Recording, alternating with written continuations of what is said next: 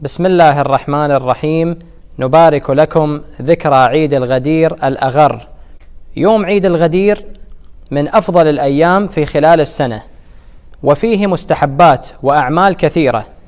من مستحبات يوم عيد الغدير الصيام كفارة ذنوب 60 سنة كما ورد في بعض الأخبار. روي أن صيام عيد الغدير يعدل صيام الدهر ويعدل 100 حجة وعمرة، فالله بالصيام في يوم عيد الغدير إن شاء الله. طبعا بالمناسبة ملاحظة فقهية سريعة، اللي أكو بذمته صيام قضاء ما ينوي صيام يوم عيد الغدير مستحب.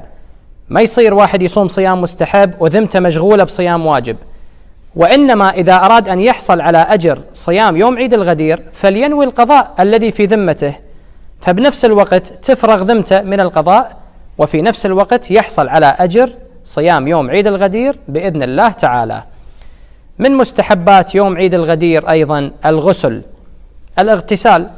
طريقة الغسل مثل غسل الجنابة بالضبط، لكن النية تختلف. النية غسل يوم عيد الغدير.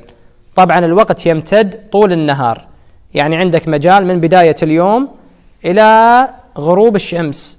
ممكن الواحد يغتسل فترة الصبح، فترة الظهر، فترة ما بعد الظهر، فترة العصر، قبيل المغرب، كله جائز ولا إشكال فيه.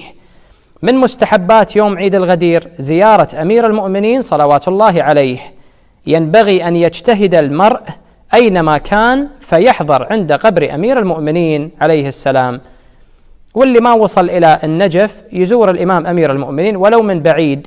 أكو زيارات مذكورة في مفاتيح الجنان وغيرها من كتب الأدعية، زيارات لأمير المؤمنين سلام الله عليه في يوم عيد الغدير. من المستحبات أيضا قراءة دعاء الندبة. دعاء الندبة اللي يقرأ في يوم الجمعة عادة، ويقرأ في عيد الأضحى وعيد الفطر. كذلك يستحب قراءة دعاء الندبة في يوم عيد الغدير الأغر.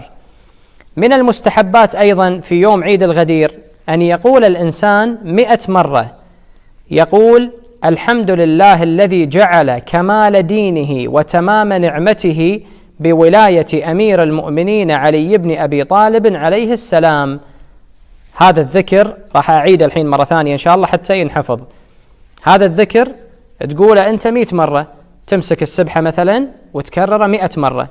عندك مجال من بداية اليوم إلى غروب الشمس. الحمد لله الذي جعل كمال دينه وتمام نعمته بولاية أمير المؤمنين علي بن أبي طالب عليه السلام.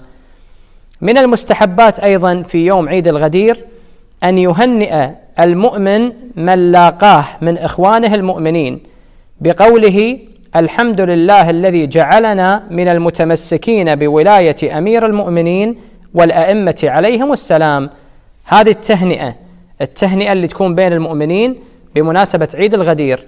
كل ما تسلم على واحد، على أخيك المؤمن، تقول: الحمد لله الذي جعلنا من المتمسكين بولاية أمير المؤمنين والأئمة عليهم السلام. وطبعا يوم عيد الغدير يعتبر عيد من الأعياد، بل هو أعظم الأعياد. عندنا بعض الروايات تؤكد أن أفضل الأعياد على الأطلاق هو يوم عيد الغدير، أفضل من عيد الفطر، وأفضل من عيد الأضحى، وأفضل من يوم الجمعة.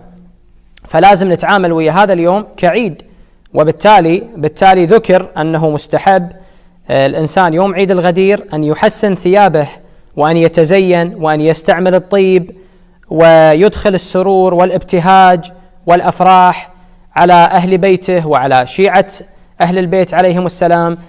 يتعامل مع هذا اليوم كتعامل العيد، ويعمل أي عمل خير في هذا اليوم المبارك. وهناك بعض الأدعية وبعض الصلوات اللي تصلى في يوم عيد الغدير، من أراد أن يطلع عليها. احنا ما نحب نطول الكلام أكثر حتى نحافظ على الاختصار، ولكن اللي يحب يتوسع أكثر في المستحبات والصلوات والأدعية يراجع كتاب مفاتيح الجنان ويجد هذه الأمور مذكورة بالتفاصيل. نسأل الله أن يبارك لنا ولكم هذا اليوم الشريف بجاه علي بن أبي طالب، وصلى الله على محمد وآله الطاهرين.